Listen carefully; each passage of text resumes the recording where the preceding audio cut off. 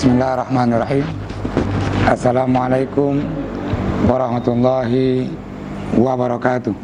Seorang khalifah yang keempat, Ali bin Abi Thalib karamallahu wajhah, beliau berkata, la khaira fil ibadah, sebuah ibadah itu tidak baik illa bi ilmin ya'mal, sampai dengan ilmu dia amalkan. Maka orang sholat dengan ilmunya, dia berpuasa dengan ilmunya, zakat dengan ilmunya, dan semua jenis ibadah itu diamalkan dengan ilmunya. Wa kullu ibadatin bila ilmin ta'man, kata Ali, setiap ibadah tanpa ilmu kita amalkan, fa innaha mardudah la tuqbal, dia ditolak dan dia tidak diterima. Ketika orang sholat tanpa ilmunya, ketika orang berzakat tanpa ilmunya, dan seterusnya, semua ibadah ini tanpa ilmu kita amalkan, maka dia ditolak atau dia tidak diterima. Oleh karena itu, kita kembali mendalami ini, dan malam hari ini kita sambung hadis dari sahabat Abdullah bin Umar, annan nabiyya qala annahu zakara salata yauman. Nabi ingatkan semua sahabat tentang salat 5 waktu. Kata Nabi, man hafaza 'alaiha, barang siapa yang menjaga salat yang 5 waktu itu, yang pertama kata Nabi, illa kana lahu nuran, bagi orang itu cahaya, bagi orang itu petunjuk. Maka orang-orang yang menjaga salat 5 waktu, janji Allah yang pertama, Allah berikan dia petunjuk. Yang kedua, wa burhanan, makna burhan itu sebagai hujjah. Tak kala nanti Allah bertanya, apa yang kamu amalkan dalam hidup kamu ini, maka yang pertama yang Allah tanya, ini salatnya. Maka salat yang waktu hari malam itu menjadi hujjah. Duntuan hudib karena Allah, beribadah kepada Allah, nyanke dun amalkan sehari semalam minimal salat 5 waktu. Yang ketiga, wa najatan, makna najatan adalah Allah selamatkan orang itu dari api neraka. Inilah 3 tujuan kita ini hidup, dan 3 juga harapan semua orang-orang yang hidup. Yang pertama tadi, Allah berikan petunjuk. Setiap salat kita berdoa, ihdinas siratal mustaqim, ya Allah, beri kamu jalan yang lurus. Apa itu ya? Petunjuk. Dan semua orang berharap dan berdoa, jangan ditempatkan dalam nerakanya Allah. Ya Allah, inni a'udzubika min azabin nar. Nah, maka orang-orang yang berdoa seperti ini, maka orang yang sholat tadi Allah kabulkan doanya. Nah, sebaliknya,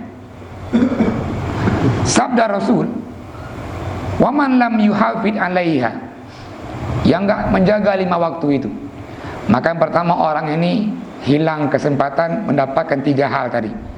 Hilang kesempatan mendapatkan hidayah, gaduh kesempatan sebagai burhan hujah di hari akhirat, gaduh kesempatan dia najatan, menyelamatkan diri dari api neraka. Dan bahkan kata Nabi, orang-orang itu nanti di hari kiamat, kata Rasulullah, yaumal qiyamah wa kana yaumal qiyamah ma'a qarun, dia dibangkitkan satu saf bersama si Qarun, yang kedua bersama Fir'aun, dan yang ketiga bersama si Haman, dan yang keempat Ubay bin Khalaf. Artinya bahwa kita yang enggak salat ini, kita setara, kita selevel dengan si Fir'aun, si Haman, si Qarun, dan Ubay bin Khalaf. Mungkin sering kita dengar ini, siapa Qarun, siapa Haman, siapa Fir'aun. Yang jarang mungkin didengar Ubay bin Khalaf. Ubay bin Khalaf inilah orang yang sangat-sangat menentang Rasulullah, menghina Rasul, menghujat Nabi. Dan orang ini adalah kubara'u Quraisy. Kalau bahasa kita ini, ubonya urang Quraisy. Ini dia Ubay bin Khalaf. Di malam hari ini Rasul di banyak hadis juga menyampaikan apa kemuliaan-kemuliaan bagi orang-orang yang menjaga salat, mendirikan salat. Dari hadis sahabat Abi Hurairah radhiyallahu anhu sami'a Rasulullah, ini sahabat Abi Hurairah mendengar Rasul bersabda, apa kata Rasul? Ara'aitum law anna naharan bi babi ahadikum. Coba bayangkan, kata Nabi, di depan rumahmu itu ada sungai. Depan rumah krum. Sungai mengalir terus. Yaghtasilu minhu kulla yaumin khamsa marat. Kalian mandi di sungai itu dalam sehari 5 kali.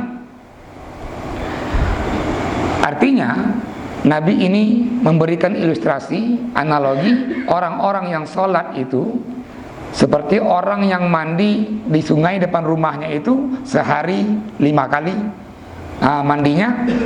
Nabi bertanya, hal yabqa min daranihi syai'un, apakah masih ada kotoran? Qalu, sahabat menjawab, la yabqa min daranihi syai'. Ya Rasul, orang yang selalu mandi tadi sehari 5 kali, maka dia enggak punya kotoran. Lantas Nabi sambung hadis ini, qala fazalika mislu salawatil khams. Itulah ilustrasi, analogi tentang salat yang 5 waktu. Yamhullahu bihinnal khotoya. Orang-orang yang salat itu 5 waktu ini, kata Nabi, maka orang ini diangkat, digugurkan dosa-dosanya. Ini hadis diriwayatkan oleh Imam Bukhari, Imam Muslim dengan sanad yang sahih. Artinya orang-orang yang salat tadi ini yamhu bihi al khotoya, Allah gugurkan dosa-dosanya. Di hadis selanjutnya Nabi juga menyampaikan bahwa ini dari Utsman bin Affan radhiyallahu an, qala Rasulullah, man atammal wudu'a kama amara Allah taala fasalawatul maktubah. Barang siapa yang menyempurnakan wudunya, menyempurnakan juga salat 5 waktu, kata Rasulullah, kafaratun lima bainahunna. Itulah kafarah antara salat dengan salat, itu pengampunan dosa.